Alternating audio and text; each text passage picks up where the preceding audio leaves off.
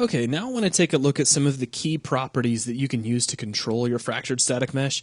So I'm going to jump back into the content browser. We will double click on the fractured column, and I'm just going to take my static mesh editor and space a few things out to maximize our screen space a little bit.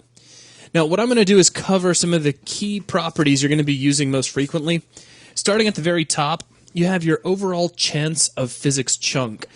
With this set to 1, every time you shoot a chunk inside the level, there's a 100% chance that that chunk is going to get a physical copy that bounces around the level.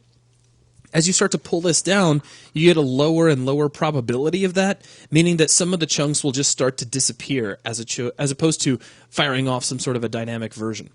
Now, down from here, we have chunk angular velocity, or chunk ang-vel. This is how much spin is going to be applied to a chunk as it flies away. We have its linear, horizontal scale, and linear velocity. Linear velocity is how fast it's going to fly away when it's broken off. Now, a chunk will fly away in the direction of the overall surface normal of the mesh. Meaning if you break off a chunk on the left-hand side and it's pretty much a flat left-hand direction, it's going to fly off perpendicularly to that surface. So you can increase that speed here. You also have a horizontal scale. Increasing this means that your chunk is going to tend to fly out horizontally more than vertically. Very useful if you kind of want to get that almost ring-like explosion. Next, we have composite chunks explode on impact. If we were to take this fractured mesh and kind of saw it off halfway through, the top half will come crashing down and then fall over. If you'd rather that top half to hit the ground and crumble, just switch this on. Solves that problem. Now, moving down from here, our next key area of interest are the explosion settings.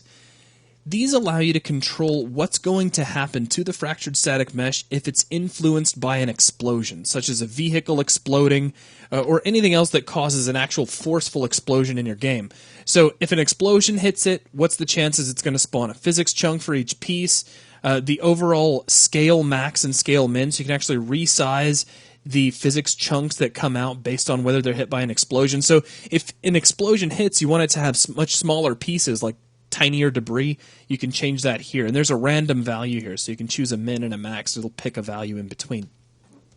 You can also increase the velocity of your physics chunks by, it's kind of like a multiplier here. With a default of 1, that means they're going to pop out at their normal speed. But if an explosion hits, you want them to move a little faster, you can increase your explosion velocity scale. Fixed isolated chunks will more or less override the effect of using support chunks. This means if we were to, again, saw our column in half, if this were active, the upper chunks wouldn't go anywhere. They'd be fixed, stuck in place. Now, just kind of moving down from here, we have a fragment destroy effect scale and a fragment destroy effect.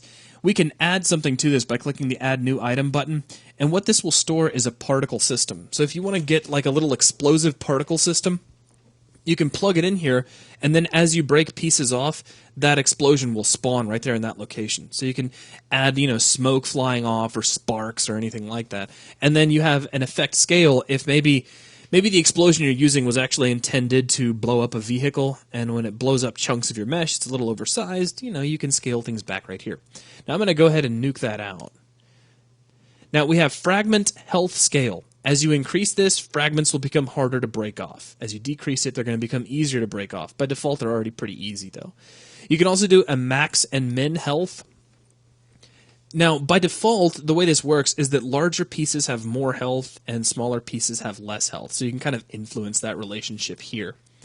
Now, as we scroll down from here, another key area is LOD info. Now, this is critical. In fact, we're going to change this right now. LOD info is always there with a static mesh. It allows you to control the material applied to a static mesh, and by default, it's always got one element. Currently, this has a couple of elements. In fact, it's got an extra one down here at the very bottom that we're not actually going to be using, but you'll generally see element 0, which is your basic static mesh, and element 1, which is your internal material. So as we were breaking off pieces of this mesh and you were seeing that blue and white checker null material, this is why. It's because currently this material was set to none. What I'm going to do is expand element 0, grab the cement block material applied to the outside of our mesh, hit Control-C, and paste this with Control-V into these slot 1 material as well. That means the inside of our mesh will also have a concrete material, but you could set it to something else. If you wanted to make maybe a custom material that looked a little hot or molten, you could make use of that. Now, let's kind of slide down from here. We've got a couple of other things. We have normal, physics chunk, scale, max, and min. Now, by normal, what they mean is when a physics chunk breaks off from something other than an explosion, such as gunfire. You can give a random value here if you want your physics chunks to come off at different sizes. As we kind of move down from here, you can slice using core collision. This is on by default, and this means that since we put a core in there, you'll get a nice change in your shape to kind of make way for the core. Whether or not you want physics chunks to be spawned, if you switch this off, you won't actually get those individually reactive physics chunks. Your pieces will just appear to just vanish, really. Down from here, we have uniform fragment health. This completely does away with the large chunks getting more health than smaller chunks. Everybody now has the same health if you switch this on. And really, these are the big values, the ones that you're going to be using more often than not. So let's go ahead and close this out, and I'm going to go ahead and immediately click on Rebuild Lighting, and as soon as I've done this, this will take any changes such as the internal material. It'll go ahead and get those applied so that now, when we jump into the level and blow off pieces of the fractured static mesh, we should see that they no longer have the null material inside. So let's jump inside real quick and take a look at this. And as I blow these off, notice we have a nice material on the inside now. So there is a quick look at putting together your own fractured static meshes and adjusting their properties accordingly. That is going to wrap things up for this video. Thanks a lot.